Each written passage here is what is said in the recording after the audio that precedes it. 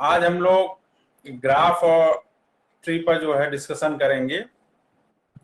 Graph हो गया, tree हो गया, हैश टेबल हो गया, these all are examples of non-linear data structure। तो ट्रीज क्या होता है, उसकी डेफिनेशन क्या है, टाइप्स ऑफ ट्रीज क्या होते हैं, और स्पैनिंग ट्रीज क्या होता है, how to get minimum spanning tree है, हाउ टू रिप्रेजेंट ग्राफ, उसके क्या वेज होते हैं, उसके क्या मेथड्स हैं, ठीक है। एडजेसेंसी लिस्ट क्या होती है, एडजेसेंसी मैट्रिक्स क्या होती है। तो ये बहुत ही इंपॉर्टेंट जो है टॉपिक्स हैं जिन पे आज डिस्कशन हम लोग करेंगे, और इससे आपके जो है सेमेस्टर में भी क्वेश्चन आने ही आने हैं। तो जो भी आपको एल्गोरिदम बताया जाए कि मिनिमम स्पैनिंग ट्री कैसे आप गेट करोगे या कैसे उसे कन्वर्ट करोगे, अगर कोई जो है आपका कनेक्टेड डायग्राम दिया गया है तो उसे कैसे आप मिनिमम स्पैनिंग ट्री में कन्वर्ट करोगे, उसके लिए दो एल्गोरिदम होता है, एक प्रिम्स एल्गोरिदम होता है, एक क्रुस्कल होता है, वो बहुत इंपॉर्टेंट है। और लगातार लास्ट ईयर के पेपर में या उससे पहले की बात करें, लगातार ये सेमेस्टर एग्जाम में पूछा गया, तो इसको जरा आप लोग ध्यान देकर समझिएगा क्योंकि ये बहुत इंपॉर्टेंट है। ऑनलाइन एग्जाम हुआ तब तो चलिए कोई बात नहीं, अगर ऑफलाइन हुआ तो ये डेफिनेटली ये क्वेश्चन आना है। ठीक, ग्राफ आप लोग पढ़े होगे, ग्राफ थ्योरी में पढ़े होगे। Graph is a collection of vertices and edges. ठीक, ग्राफ आपका जो है वर्टिसेस और एजेस का कलेक्शन होता है। जैसे सपोज मान लिया कि कोई ट्रायंगल बना है, एबीसी है, तो एबीसी यहाँ पे वर्टिसेस हो जाएंगे, और ए और बी जो दो वर्टिसेस को मिलकर जो आपकी जो एक लाइन सेगमेंट ड्रॉ हो रही है उसे हम लोग एज बोलते हैं। तो एज को यहाँ पे हम लोग E1, E2, E3 से डिनोट करेंगे, और जो भी आपके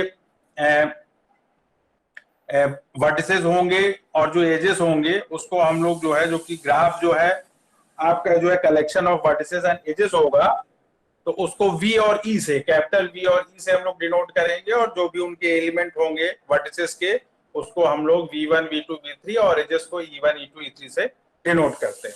अब यहाँ पे टाइप्स ऑफ ग्राफ की बात आएगी तो बहुत सारे यहाँ टाइप्स हैं, डायरेक्टेड है, इनडायरेक्टेड है, और इस तरीके के वेटेड ग्राफ हैं। तो बहुत सारे यहाँ पे हैं। साइकिल क्या होती है, क्लोज पाथ क्या होता है, बहुत सारा इसमें आपके सिलेबस में उतना नहीं दिया है। सिलेबस के अकॉर्डिंग हमें चलना है क्योंकि उतना टाइम नहीं है। तो बेसिकली हम लोग पढ़ेंगे डायरेक्टेड और अनडायरेक्टेड ग्राफ क्या है, वेटेड ग्राफ क्या होता है, क्योंकि वेट से रिलेटेड आगे आपको जो है जब आप एडजेसेंसी मैट्रिक्स में कन्वर्ट करोगे किसी डायरेक्टेड या अनडायरेक्टेड ग्राफ को, तो वहां पे आपको वेट्स मालूम होना चाहिए कि वेट्स क्या होता है।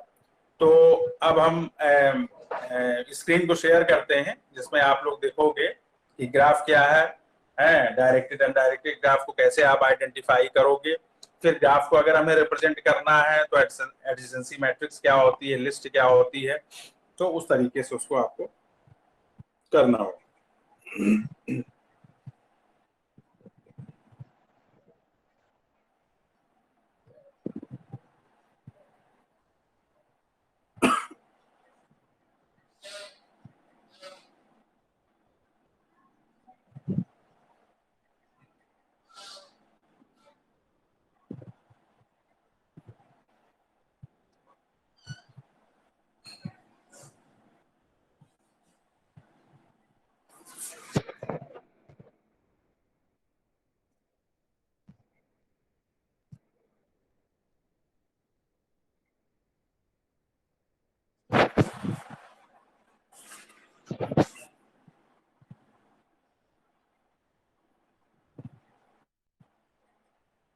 आप लोगों को दिख रहा है?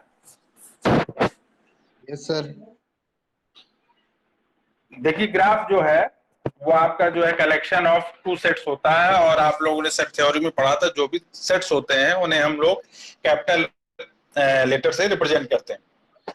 Sets are represented by capital letters, और जो उसके एलिमेंट्स होते हैं या उनको ऑब्जेक्ट्स भी बोलते हैं या कंपोनेंट भी बोलते हैं या अवयव भी बोलते हैं हिंदी में, उनको हम लोग स्मॉल लेटर से डिनोट करते हैं।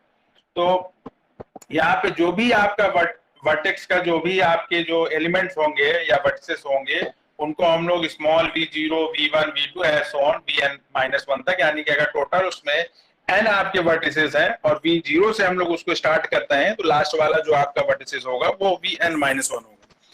इसी तरीके से जो आपके एजेस होंगे, कलेक्शन ऑफ एजेस का जो सेट होगा वो कैपिटल ई से उसको डिनोट करेंगे और उसमें जो भी एलिमेंट्स होंगे e1, e2, small e1, e2 से उसको हम लोग डिनोट करेंगे। तो यहाँ पे नीचे दिया हुआ है कि g इज इक्वल टू, ये एक आपका जो है सेट है और उसके जो एलिमेंट्स हैं वो आपके v और e हो जाएगा, यानी कि set of vertices and set of edges.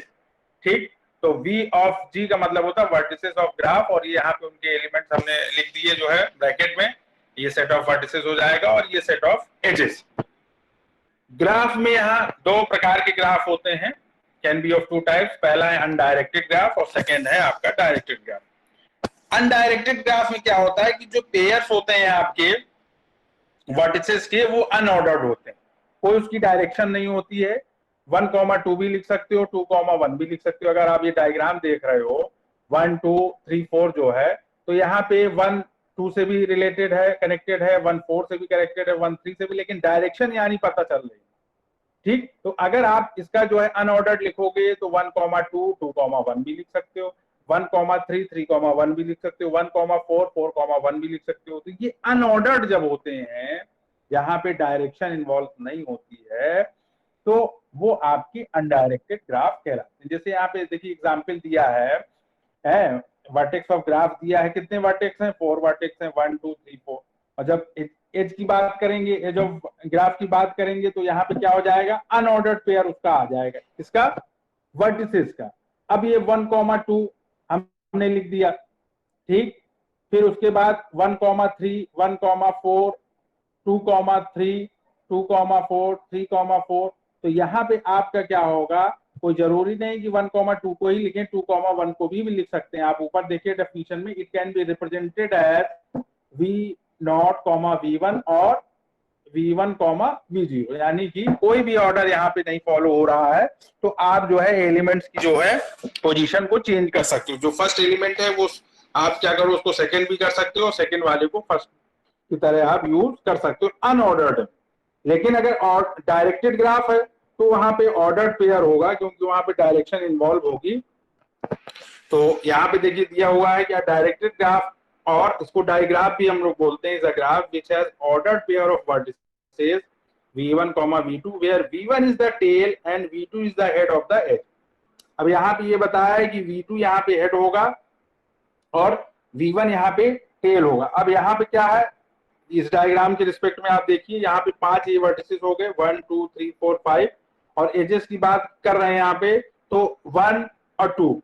ठीक, तो 1 और 2 की बात करें यहाँ पे, तो देखिए 1 आपका जो है यहाँ चूंकि डायरेक्शन इन्वॉल्व है ना, तो v1 is the tail and v2 is the head की बात यहाँ कर रहे हैं। तो यहाँ फर्स्ट आपका क्या हो जाएगा, टेल, और v2 आप सेकंड जो है उसका हेड हो जाएगा। इसी तरीके से अब यहाँ 2,1 हम नहीं लिख सकते क्योंकि यहाँ पे डायरेक्शन इन्वॉल्व है। तो 1,2 और 2 फिर 3 लिखेंगे, 2,3 4,3 लिखेंगे, 4,5 लिखेंगे, 5,1 लिखेंगे। इस तरीके से 1,5 नहीं लिख सकते। तो ये डायरेक्टेड ग्राफ हो गया, और यहाँ पे इसके कितने 5 नोट्स हो जाएंगे। और एजेस की अगर बात आप करें तो 6 आपके जो है एजेस हो जाएंगे। वेटेड ग्राफ में क्या होता है कि जो भी एजेस होते हैं वो एजेस एक नंबर उनमें असाइन होगा, नॉन नेगेटिव वैल्यूज वो होगी। मान लिया यहाँ पे 1 और 2 एक आपका एजेस है, 1 और 2 वर्टिसेस को मिला के एक एज ड्रा हो रहा, तो यहाँ पे कोई बीच में लिखा हो 2, 2 और 3 के बीच में एरो में लिखा हो 3, तो वो वेट्स होते हैं, वो नॉन नेगेटिव नंबर्स होते हैं जिनको हम लोग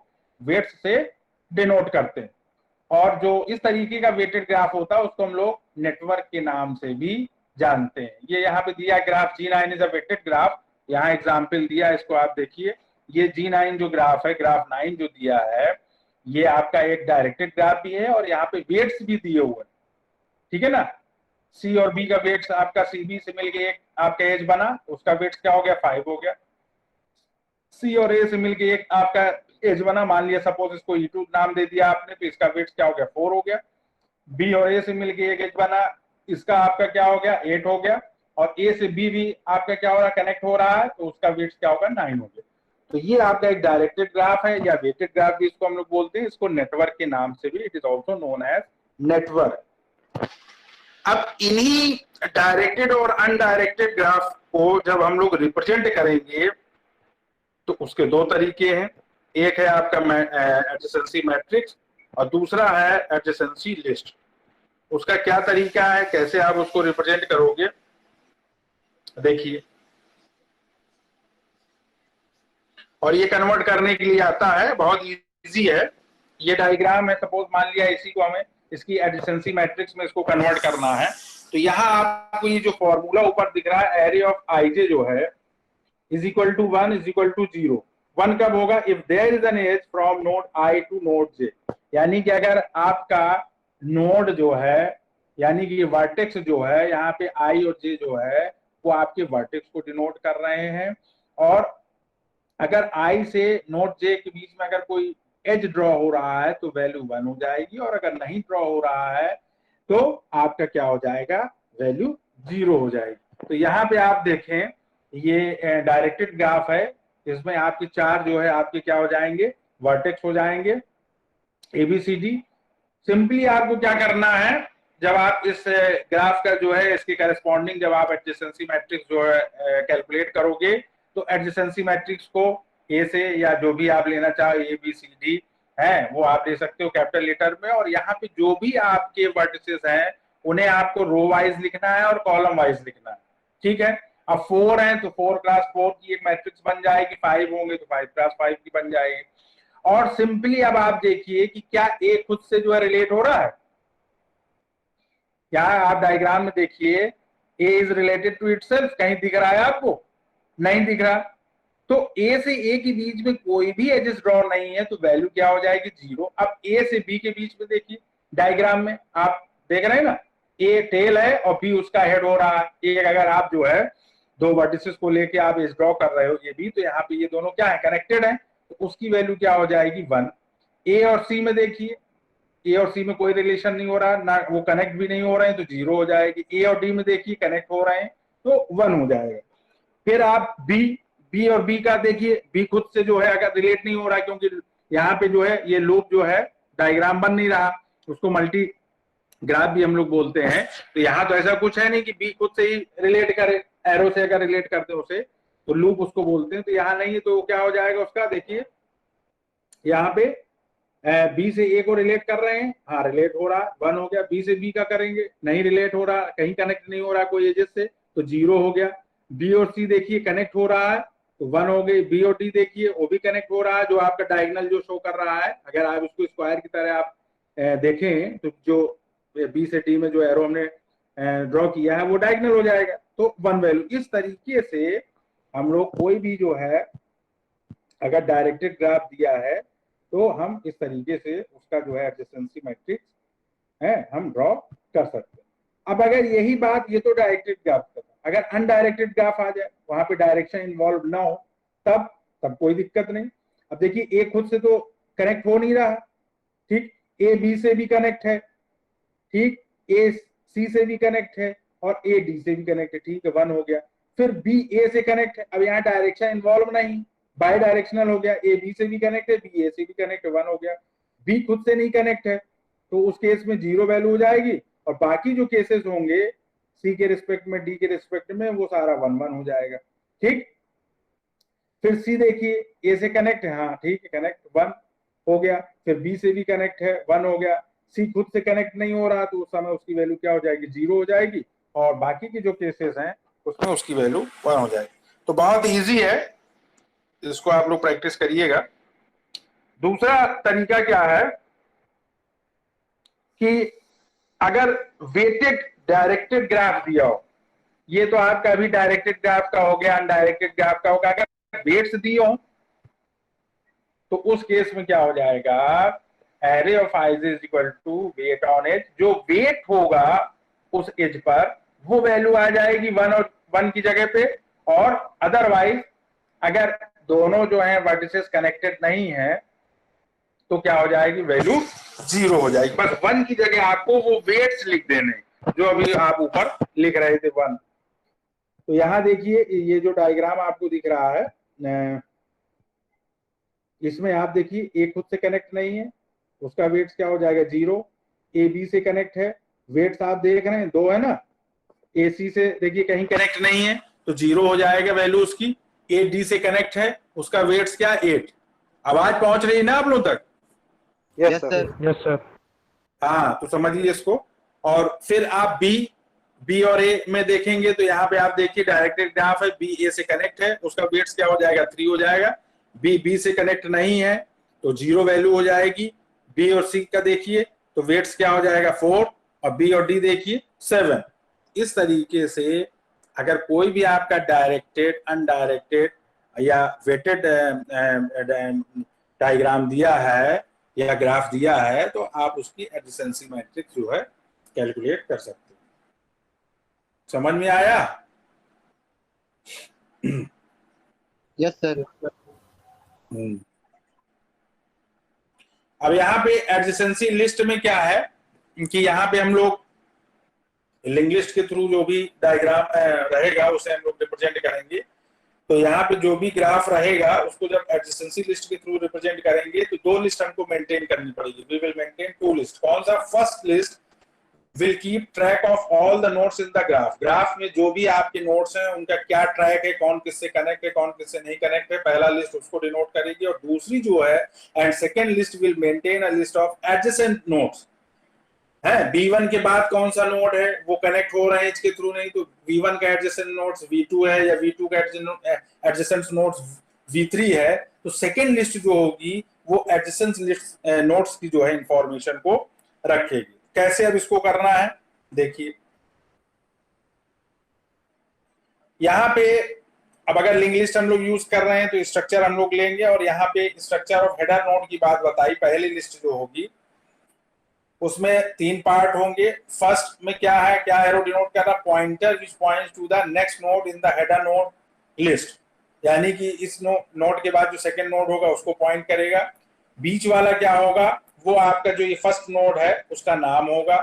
और थर्ड वाला जो पोर्शन है, pointer which points to the first node adjacent to the header node, वो क्या करेगा, जो हेडर नोड है उसका जो एडजेसेंट नोड होगा है उसको जो है वो पॉइंट करेगा। अब यहाँ पे हम इसी का जो है लिंक लिस्ट के थ्रू अगर इसको रिप्रेजेंट कर रहे हैं तो नोड बनाएंगे। नोड बनाने का तरीका आपको बताया गया, मेथड बताया गया है कि आप स्ट्रक्चर्स के थ्रू उसको जो है डिफाइन करोगे। तो स्ट्रक्ट नोड, और यहाँ पे हमने स्ट्रक्ट नोड टाइप का एक जो है वेरिएबल, पॉइंटर वेरिएबल नेक्स्ट बनाया, और बीच का जो पोर्शन है वो नेम होगा उस नोड का। और एडजेसेंट के लिए जो है वो हमने एक स्ट्रक्ट एच एस्ट्रिक करके एडीजी एक पॉइंटर वेरिएबल ले लिया जो एडजेसेंट को डिनोट करेगा। सेकेंड लिस्ट में जो आपका जो है एक जो नोड होगा तो उसमें जो है 2 पोर्शन होंगे। पहला क्या होगा, वो आपका name of the destination node, यानी कि V1 V2 है तो V1 आपका स्टार्टिंग यानी कि आपका सोर्स हो जाएगा और V2 आपका डेस्टिनेशन हो जाएगा। तो एक तरीके से ये स्ट्रक्चर जो सेकंड वाली लिस्ट होगी वो H को डिनोट करेगी। तो name of the destination node, और सेकंड जो है पोर्शन जो होगा pointer which point two the next adjacent node of the header node. जो दूसरा जो है आपका जो है, पहला ऊपर वाले में क्या था, जो पहला नोड होगा उसका जो फर्स्ट एडजेसेंट नोड होगा उसको पॉइंट कर रहा था, और इसमें जो है सेकेंड वाले को करेगा नेक्स्ट वाले को। तो यहाँ पे हम लोग कैरेक्टर टाइप का एक डेस्टिनेशन ले लेंगे डेस्ट, और एक जो है स्ट्रक्चर जो है एस टाइप का एक पॉइंटर वेरिएबल लिंक ले लेंगे। अब अगर ये डायरेक्टेड ग्राफ दिया है तो इसकी लिस्ट हमें कैसे कन्वर्ट करना है लिंक लिस्ट के थ्रू। यहाँ पे 4 आप देख रहे हैं कि ये वर्टिसेस हैं ए बी सी डी, और ये जो है एक दूसरे से कनेक्टेड हैं। तो यहाँ पे अब देखिए, पहले आप डायग्राम को ए बी से कनेक्टेड है, बी सी से कनेक्टेड है, और बी डी से भी कनेक्टेड है, ठीक है। तो पहले हम ए बी डी ले लिया हमने, ए बी डी, ए से स्टार्ट किया हमने, ए के बाद बी कनेक्ट हुआ है और बी के बाद आप देख रहे हैं बी कनेक्ट, ठीक है ना। उसके बाद जो है हमने क्या किया, बी, अब बी से स्टार्ट किया, पहले ए से स्टार्ट किया था, अब हम बी से स्टार्ट करेंगे। तो फिर क्या होगा, बी से देख रहे हैं आप, ए बी कनेक्ट है, बी से सी भी कनेक्ट है और बी से डी भी कनेक्ट है। तो फिर हमने क्या किया, बी से ए, अब आप देखिए इंग्लिश में यहाँ बी से ए कनेक्ट है, फिर उसके बाद ए से डी कनेक्ट है और डी से क्या है, सी कनेक्ट है।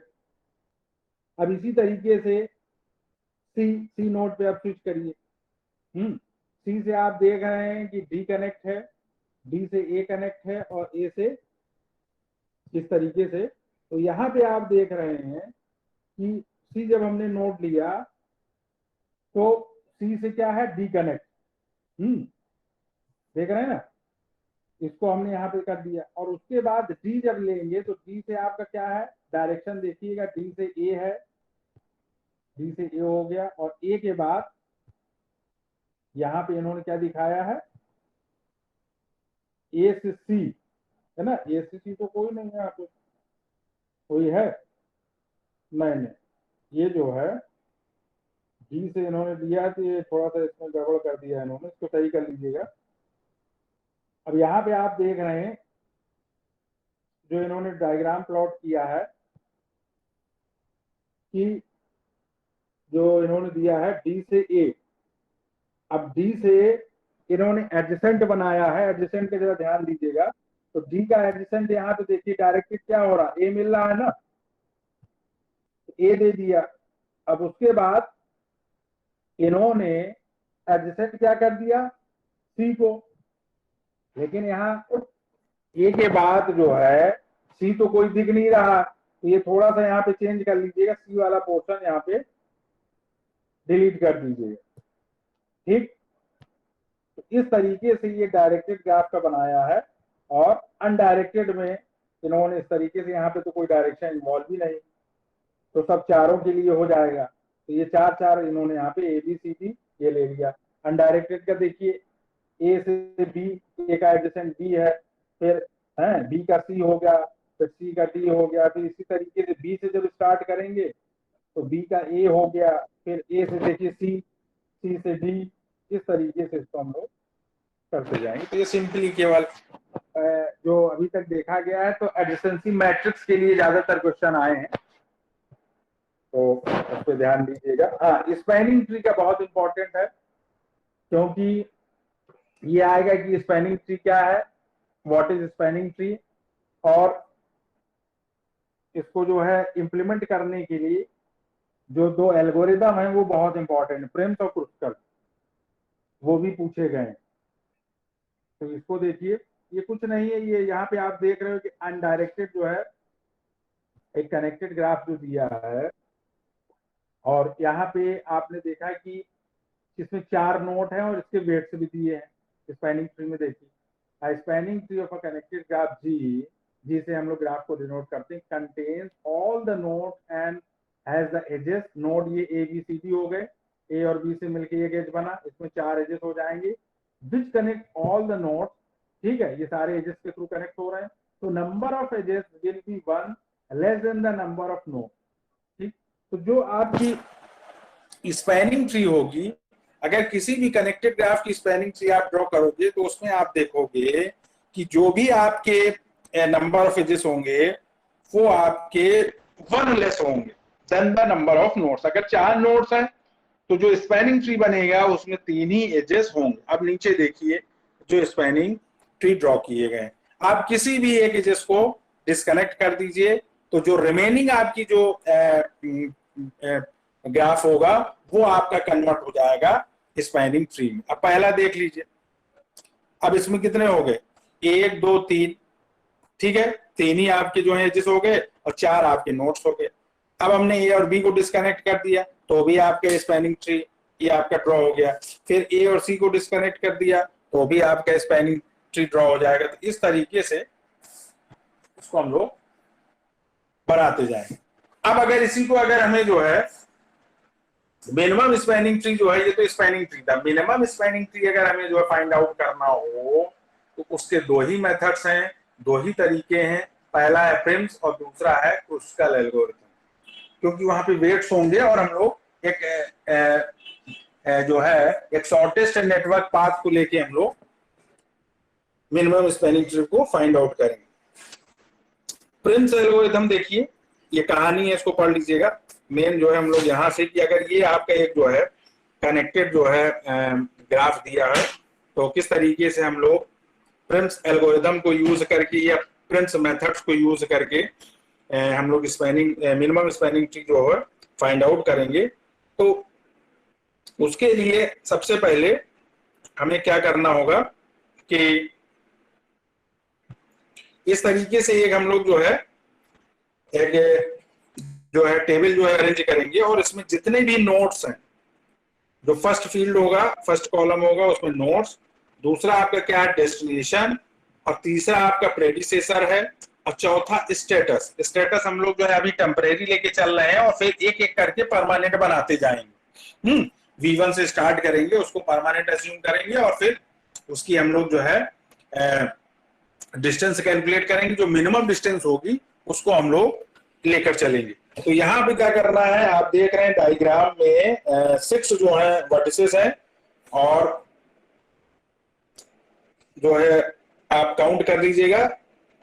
तो 1 2 3 4 5 6 7 8 9 इस तरीके से 9 इसमें जो है एजेस ड्रॉ हो रहे हैं। तो अब समझिए कैसे क्या करना है। यहाँ पे आप थोड़ा सा फोकस दीजिएगा। सबसे पहले जो हम लोग जो प्रिलिमिनरी जो टेबल ड्रॉ करेंगे उसमें column wise first column notes का होगा, सेकंड डेस्टिनेशन का, थर्ड प्रेडिसेसर का, स्टेटस। जो भी नोट्स आपके डायग्राम में दिए हैं आप एज इट इज उसको जो है कॉलम वाइज लिख लोगे। 5 दिए 5 लिख लीजिए, 6 दिए 6 लिख लीजिए, 8 दिए 8 लिख लीजिए। डिस्टेंस जो है इनिशियली सबकी क्या होगी, इनफाइनाइट होगी।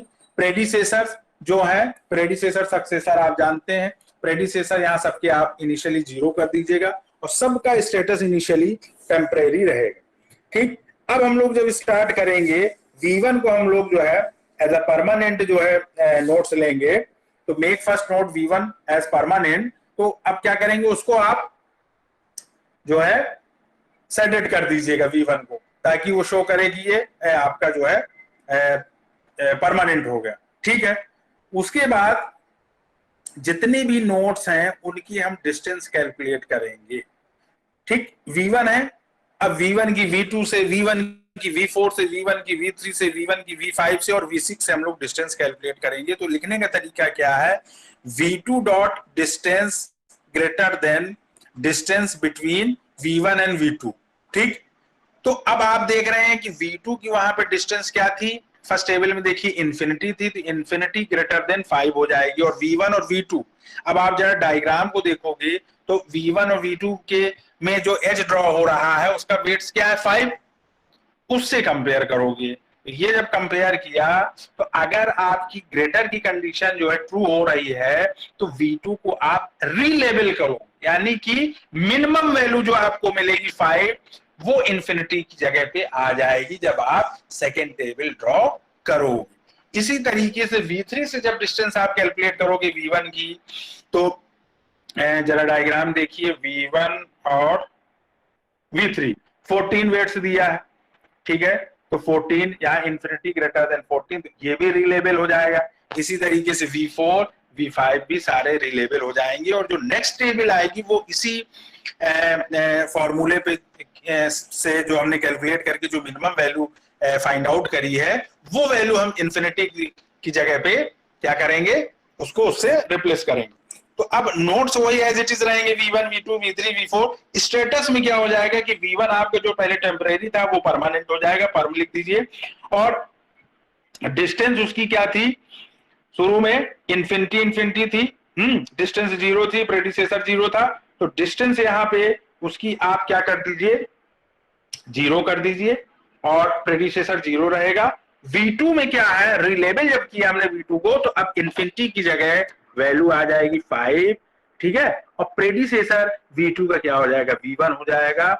V3 की वैल्यू आप देख रहे हैं इस फॉर्मूले में क्या है, 14 कर दीजिए, प्रेडिसेसर V1, V4 की 9 लिख दीजिए, प्रेडिसेसर V1, और बाकी का सारा जो है जितने भी V1 को छोड़ के एक्सेप्ट V1 जो आपके रिमेनिंग जो नोट्स हैं उनका स्टेटस आपका क्या रहेगा, टेम्परेरी रहेगा। ठीक है, अब V1 जब हमारा परमानेंट हो गया तो V2 को हमने परमानेंट मान लिया, और V1 को V2 से हमने क्या किया, कनेक्ट कर दिया। Now from all the temporary nodes V2 has the minimum value of distance. अब आप जरा देखिए टेबल में कि मिनिमम वैल्यू किसकी मिल रही, डिस्टेंस V2 की मिल रही कि नहीं, इसलिए हमने V2 को परमानेंट किया और V1 से V2 को हमने कनेक्ट भी कर दिया। ठीक है, अब जब V2 परमानेंट हो गया तो उसी तरीके से अब यहां पे हम लोग क्या करेंगे, डिस्टेंस निकाल लीजिए। यहां पे हमने लिखा है V6 और V4। ठीक, अब V6 की क्या है, इन्फिनिटी है यहाँ पे, है V6 की आप देख रहे हैं, और V4 का 9 है, V5 से भी आप उसको निकाल सकते हैं। उसी तरीके से जब आप कैलकुलेट करोगे तो यहाँ टेबल में दिया है V6 की जब डिस्टेंस हमने निकाली है तो V2 और V6 की डिस्टेंस आप टेबल में देखिए क्या वेट्स दिया है, V2 और V6 3, यहाँ 3 दिया है। ठीक, और यहाँ पे इन्फिनिटी था पहले वाले टेबल में हमने देखा था, तो ये रीलेबल हो जाएगा। ठीक, दूसरे में जब V4 का हम लोग डिस्टेंस देखो, बाकी का इसलिए नहीं निकाला गया क्योंकि जो ग्रेटर देन की कंडीशन है वो फॉल्स हो रही होगी, तो वो रीलेबल नहीं होगा, डू नॉट रीलेबल। इसलिए एक हमने यहाँ करके आपको दिखा दिया है, जो हमने हैंड रिटन यहाँ पे लिखा है।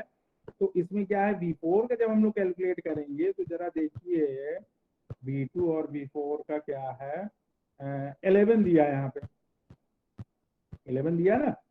और इसके पहले जो सेकंड टेबल हमने ड्रॉ की थी है उसमें 9 दिया वैल्यू, तो ये कंडीशन फॉल्स हो गई ना। ठीक, तो जब डिस्टेंस हम निकालेंगे उसकी क्या बोलते हैं,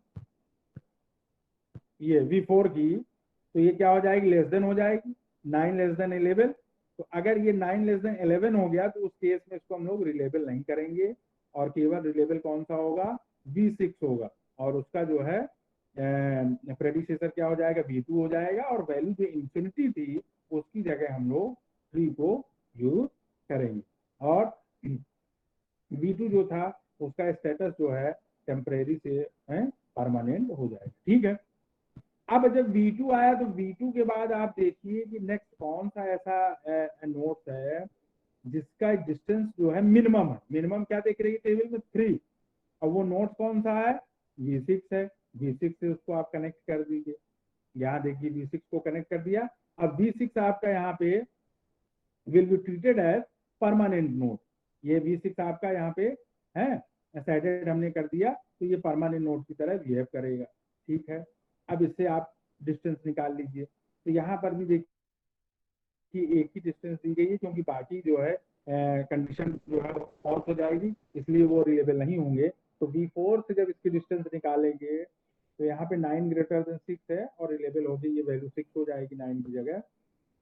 और यहाँ पे हमने क्या किया, V6 जो होगा, V6 आपका परमानेंट हो जाएगा, और यहाँ पे हम लोगों ने वैल्यू क्या कर दी, V4 से जब हमने कंपेयर करवाया और V4 आपका क्या होगा, रिलेबल होगा, तो वैल्यू जो V4 की इसके पहले वाले टेबल में आप देखिए 9 है, तो वहां पे कितनी वैल्यू हो जाएगी, 6 हो जाएगी, और वहां पे प्रेडिसेसर जो होगा वो V1 की जगह पे आप पहले देख रहे हैं आप V1 है ना इस टेबल में, हाँ, तो वहां पे क्या हो जाएगा, V6 हो जाएगा। ठीक, उसके बाद आप देखिए V6 जब आपका परमानेंट हो गया तो नेक्स्ट स्मॉलेस्ट वैल्यू किसकी है, डिस्टेंस V4 की है। V4 को आप कनेक्ट कर दीजिए V6 से, 6 दिख रहा है ना यहाँ पे, और इसी तरीके से आप फॉलो करते हुए चले आइए, जैसे आपको भी बताया। ये करते हुए पूरा जो है ये आपकी टेबल इस तरीके से बनती जाएगी। सारे नोट्स जब परमानेंट हो जाएंगे तो उसको करके और आप करिएगा, तो इस तरीके से ये लास्ट में आपको सारे जो है फाइनल जो है आपका जो है मिनिमम स्पैनिंग ट्री मिल जाएगा। और इसमें जो भी आपके ये जो है अनऑर्डर्ड जो है पेयर बनेंगे वर्टिसेस के, उनको आपको लिखना है, और लिख कर इसको जो है चेक करिएगा। ये यहाँ पे थोड़ा सा हमें गड़बड़ लग रहा था, V3 V5 से कनेक्ट था, इसको हमने कट करके V4 को V5 से कनेक्ट किया है। आप लोग भी देखिएगा, यहाँ पे हमने लिख भी दिया है ऊपर, V3 V5 के ऊपर हमने V4, V5 लिख दिया, और उसके करस्पॉन्डिंग जो उसका वेट होगा वो रख के आप निकालिएगा। तो वो, और जो जैसे ये 24 वैल्यू आ रही है ये रॉन्ग है, तो वो आपकी जो है वैल्यू आ जाएगी, है ना। यहाँ पे V1 V2 का वेट आप देख लीजिएगा, डायग्राम में V1 V2 का जो वेट्स है वो डायग्राम में कितना है, 5 हमने रख दिया। उसके बाद अगला अनऑर्डर्ड पेयर क्या है नोड्स का या वर्टिसेस का, V3 V4, V1 V2 हो गया, और उसके बाद V3 V4 मिल रहा है, V2 V6 भी है, तो V3 V4 का कितना है वेट्स, V3 V4 का 2 हो जाएगा। इस तरीके से उसको रख के ऐड करिएगा, तो फाइनल जो है जो मिनिमम स्पैनिंग ट्री आएगी उसके जो वेट्स होंगे उसकी फाइनल वैल्यू मिल जाएगी। थोड़ा सा इसमें प्रैक्टिस करना पड़ेगा, कोई बहुत ज्यादा इसमें लॉजिक लगाने की जरूरत नहीं है, जैसे आपको बताया गया उस तरीके से इसको करिए, है ना, तो ये समझ में आपको आ जाए। ठीक, क्रुस्कल एल्गोरिथम हम नेक्स्ट क्लास में पढ़ाएंगे, नहीं तो कंफ्यूजन हो जाएगी, क्योंकि थोड़ा सा इसमें आपको देखना पड़ेगा कि कौन नोड कनेक्ट हो रहा है, किस नोड की रूट जो है सेम हो रही है डिफरेंट हो रही है। तो सेम होने पे क्या हो जाएगा, जो पेरेंट्स होगा वो कॉमन हो जाएगा, बाकी जो है दोनों नोड जो सिबलिंग्स हो जाएंगे, तो वहां पे उस चीज को हमें ध्यान देना है। तो ये थोड़ा सा हम नेक्स्ट क्लास में करेंगे ताकि जो है